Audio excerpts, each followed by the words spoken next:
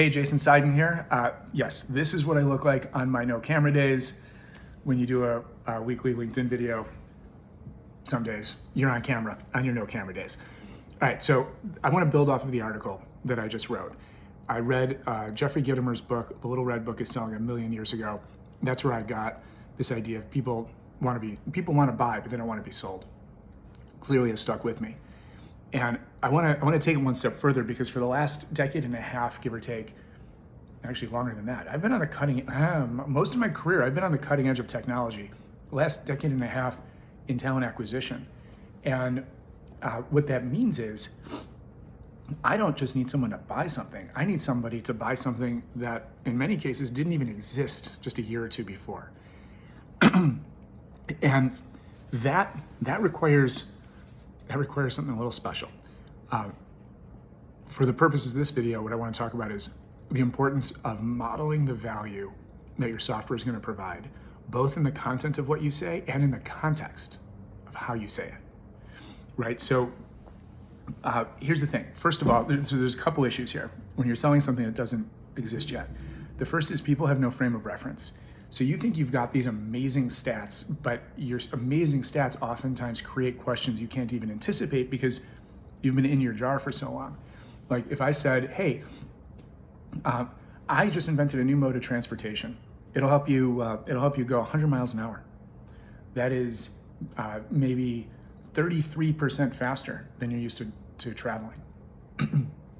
Well, to me, I'm like, that's 33% faster. And to you, you're like, I'm not allowed to drive 100 miles an hour on any road that I know of. I don't have a pilot license, and I can't imagine any other form of transportation where I would be adequately safe going that fast. Like what's happening here? So you have to overcome that. And when it comes to software in particular, software is conceptual. A lot of people they're not really that conceptual. So there might come a point where someone wants to buy before they really understand what it is, what value your software is going to get. So how do you do that, right? I mean, especially if you're selling something that's never been sold before, maybe they see a demo or they go through it, they try it, but they don't know it, right? Like we know what a car is. We know what a plane is. You can talk to me about, they're changing the laws and here's how I keep it, right? I can kind of see that stuff, but software, I can't always see it. So how do I get the value when I can't get the value? Well, usually it's through you. So I got a call today. I'm gonna share another story with you. And I don't know how this ends. This is in real time. I got a call from marketing. They wanted to know why I put a slide in a sales training deck that told people when not to sell our software.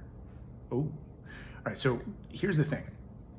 I've talked a little bit in the last couple of weeks about this new software that Cielo is coming out with, and I mean it's awesome, right? And we've got great stats: 500% greater productivity, 10% greater candidate engagement. Those are great. That's like the 100 miles an hour, right? They're great. And people are like, how'd you do this? So in the training deck that I worked with the marketing and product teams to put together, I went deeper. And one of the things I pulled out was, look, our product team sat down and they had core values that they built the product around. They said, look, this has got to be as easy as ordering a pizza. We all have too much tech in our lives. No one's coming if this is not like just simple. Number two, don't waste my time. Not efficient. Not that this can be efficient. It needs to be efficient, but don't waste my time. So much time is wasted in job searches for a lot of reasons. So that became a value. And third, these are all humans. Job seekers and recruiters, these are humans on both sides. Let's make sure it's a respectful interaction. We didn't want to perpetuate the imbalance that often exists in the job market, where one side just goes to the other. We wanted to create a way, like if Uber and Lyft could find a way to hold riders and drivers accountable to behaving to one another, I'm sure we could figure this out in our own industry, right? That was the starting point for our product team. So knowing what I know, I kind of started at the end and worked backwards. We're gonna have people who are bringing this to the market. They're gonna have folks who wanna buy it. Maybe because they want the latest and greatest. Maybe because they want a competitive advantage of having the latest and greatest. Maybe because They're innovators for whatever reason, maybe because all their friends are doing it. I don't know.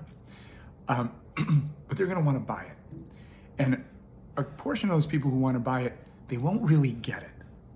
They'll get it, but they won't get it. They won't really get it until they use it. So they want to buy it. They can't see it concretely. It's software.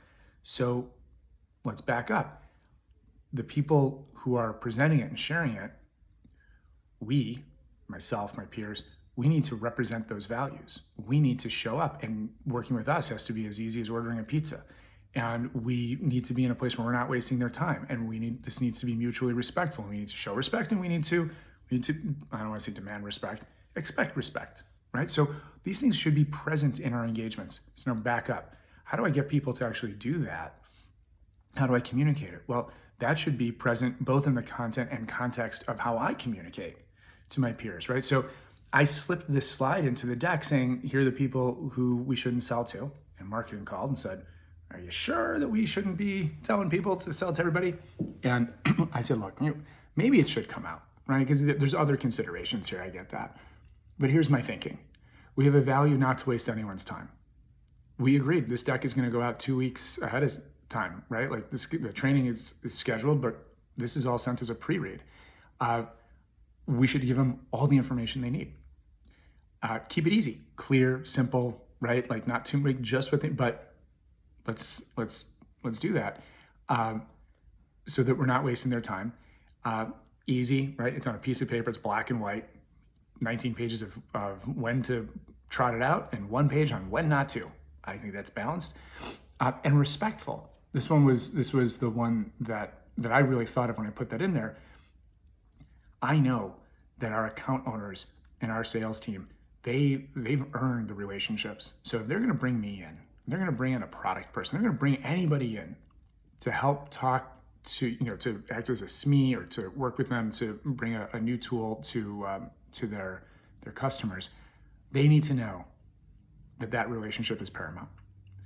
And I thought letting them know that there's maturity on the product team, and the product team understands this is not going to be, it's good, but it's not going to be right for everybody, was a good way to balance this and to start establishing some mutual respect. So, I don't know how the story ends, but that was the thinking. If you want to sell something, you have to let somebody buy it.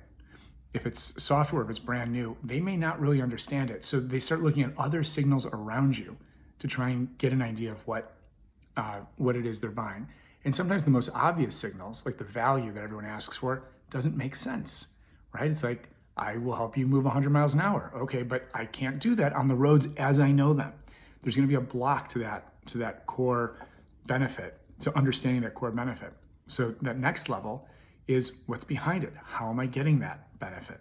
And if I see consistency between you, what you're saying, how you're saying it, and what you're telling me the tool is going to do for me, we've got a good foundation. That's all I got. It's a lot. Love you. See you next week.